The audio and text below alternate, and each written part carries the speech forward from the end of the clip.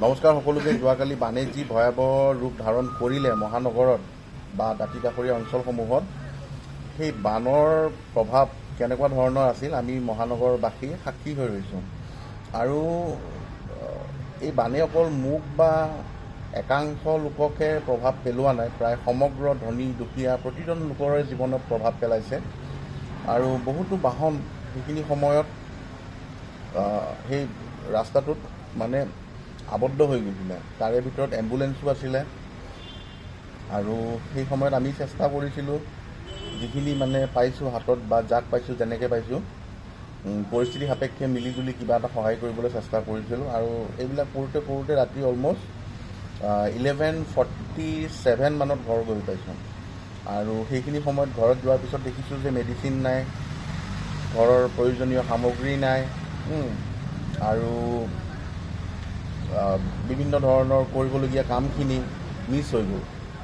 আৰু মোৰ স্কুটাৰখন মই যোৱাকালি সেই বানৰ মাজতে এৰি থৈ গ'লোঁ। আজি আহি কেনে মই বনালোঁ, আৰু বনোৱাৰ পিছত মোৰ বিল অলম'ষ্ট নিয়েৰ এবাউট 1500 মান হ'ল। আৰু এই সপ্তাহতে বেক টু বেক মই 3বাৰমান বনালোঁ মোৰ স্কুটাৰখন। প্ৰথমে বিল হৈছিলে 1300 টকা, তাৰপিছত 800 টকা, আজি অলম'ষ্ট 1500 টকা বিল হৈছে। যদি ব্যক্তিগত খণ্ডত নিয়োজিত হয়, এজ এ দিন হাজিৰা হিচাপে কাম কৰি মই যদি এমাহৰ ভিতৰতে যদি 3বাৰ যদি স্কুটাৰ বদলাব লগা হয়, মানে কাম কৰিবলগীয়া হয়, তো পৰিস্থিতিবিলাক অলপ অসুবিধাজনক হয়। আৰু ইয়াৰ প্ৰভাৱ অৰ্থনৈতিকভাৱে বা অন্যবোৰ ক্ষেত্ৰতো পৰে। আৰু সেইখিনি সময়ত এনেকুৱা আছিলে যে যিখিনি মানুহ কালি বানত আবদ্ধ হৈ আছিলে ভিন্ন ভিন্ন প্ৰান্তত, কোনো ধৰণৰ SDRFৰ দল বা NDRFৰ দল বা কোনো ধৰণৰ প্ৰশাসনৰ ফালৰ পৰা কোনো ধৰণৰ মানে সেইখিনি সময়ত কোনো ধৰণৰ সেৱা উপলব্ধ নাছিলে। আৰু নিশ্চিতভাৱে বানত অন্যবোৰ সেৱা উপলব্ধ নহ'লেও যদি SDRFে যদি বা NDRFৰ যদি সহায়কনো যদি পোৱা যায়, সেয়াও এক গুৰুত্বপূৰ্ণ সহায় হয়। আৰু এইটো কথা কোৱা নাই যে সকলোকে লাগে, মোক লাগে। মানে মই দেখা পাইছোঁ যে এম্বুলেঞ্চো ফচি আছিলে। কিছুমানে ঠেলিছে, তাৰে ভিতৰত ময়ো ঠেলিছোঁ। আৰু চেষ্টা কৰিছোঁ গাড়ীখন যাতে ওলাই যাব পাৰে, কিন্তু যাব ক'ত, কিমান দূৰলৈকে ঠেলিম। হাইৱেত বহুত বানপানী আছিলে, নেশ্যনেল হাইৱেৰ বানপানীৰ পৰা বাচিবৰ কাৰণে মই এইফালে সোমাই দিলোঁ, লখৰা হকী ষ্টেডিয়ামৰ ফালে। লখৰা হকী ষ্টেডিয়ামৰো একেই পৰিস্থিতি, একদম আপ টু আপোনাৰ বেলতলালৈকে একেই পৰিস্থিতি। আৰু সেইখিনি সময়ত যান জঁটো নাছিলে, যান জঁট in the chance of public transport নাছিলে, পাব্লিক ট্ৰান্সপৰ্ট এভেইলেবল নাছিলে।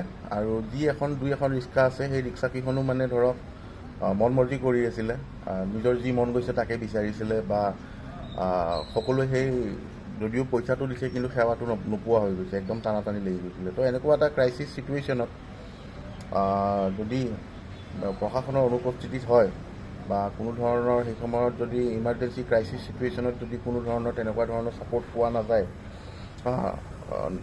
তো চিটুৱেশ্যন আৰু ডিফিকাল্ট হৈ যায়।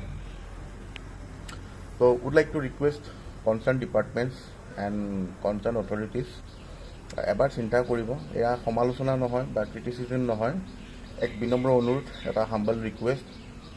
যদি আপোনালোকৰ সেৱা এনেকুৱা সময়ত যদি প্ৰদান কৰোঁ আমি পাওঁ সৰ্বসাধাৰণ ৰাইজে, তে বৰ সহায় হয়। আৰু ইয়াৰ লগতে এটা অভিজ্ঞতা আৰু শ্বেয়াৰ কৰিব বিচাৰিম যে ইমান সৰুৰ পৰা ডাঙৰ হ'লোঁ, গুৱাহাটীতে ডাঙৰ হৈছোঁ, গুৱাহাটীতে জন্ম হৈছোঁ, মোৰ দেউতাহঁতো গুৱাহাটীৰে হয়, গুৱাহাটীতে জন্ম হৈছে। আমি প্ৰতি বছৰে আজি কিছুমান দিন ধৰি প্ৰায় 5-10 বছৰ ধৰি এনেকুৱা ধৰণৰ বানৰ সাক্ষী হৈছোঁ, যিবোৰ বান মানে আমি আগতে তাহানিও দেখা নাছিলোঁ বা পোৱা নাছিলোঁ, বা এনেকুৱা অঞ্চলত সাধাৰণতে দেখা নাছিলোঁ। কিন্তু আজি কিছুমান দিন ধৰি মানে প্ৰায় উইদিন 5 years বানৰ যি প্ৰভাৱ দেখা পাব ধৰিছোঁ, সেইবোৰে সঁচাকৈ প্ৰভাৱান্বিত কৰিছে। আৰু অনুমান কৰিব পাৰি যে আগন্তুক 5 বছৰ বা 10 বছৰত এই বানে কি ভয়াৱহ ৰূপ ধাৰণ কৰিব। আজি যদি কঁকাললৈ আছে, কালিলৈ হয়তো বুকু পাৰ কৰি যাব বা এটা ফ্ল'ৰ পাৰ কৰি যাব। তো সময় থাকোঁতে আমি যদি এটা বিহিত ব্যৱস্থা লওঁ, এটা যৌথ ব্যৱস্থা লওঁ, বহুতো কামত দিব, নহয় জানো? তো এয়া মোৰ অভিজ্ঞতাহে, এয়া একো সমালোচনা নহয়, একো ক্ৰিটিচিজম নহয়, মোৰ অভিজ্ঞতা। যোৱাকালি বানত মই যি অভিজ্ঞতা কৰিলোঁ, তাকেই আপোনালোকৰ ওচৰত মত বিনিময় কৰিলোঁ। আৰু তেনেকৈ বিশেষকৈ ক'বলগীয়া নাই। খালি চিটুৱেশ্যনটোত মানে সঁচাকৈ মানে মোৰ মাথা একদম ঘোলা হৈ গৈছিলে। তথাপিও মই হাঁহিয়ে আছিলোঁ, ধেমালি কৰি কৰি এটলিষ্ট যাতে মই হাইপাৰ নহওঁ বা মোৰ নিজক চম্ভালি কেনে হওক বা সন্মুখত যিখিনি মানুহ পাইছোঁ কাৰোবাক কান্দি কেনে হওক, কাৰোবাক খেলি কেনে হওক বা বুজাবুজিৰ মাজেৰে এই পৰিস্থিতিৰ পৰা ওলাই যাবলৈ চেষ্টা অব্যাহত ৰাখিছিলোঁ। ধন্যবাদ, ইমানখিনিয়ে ক'ব লগা আছিলে। জয় আই অসম, জয় মা কামাখ্যা, ধন্যবাদ।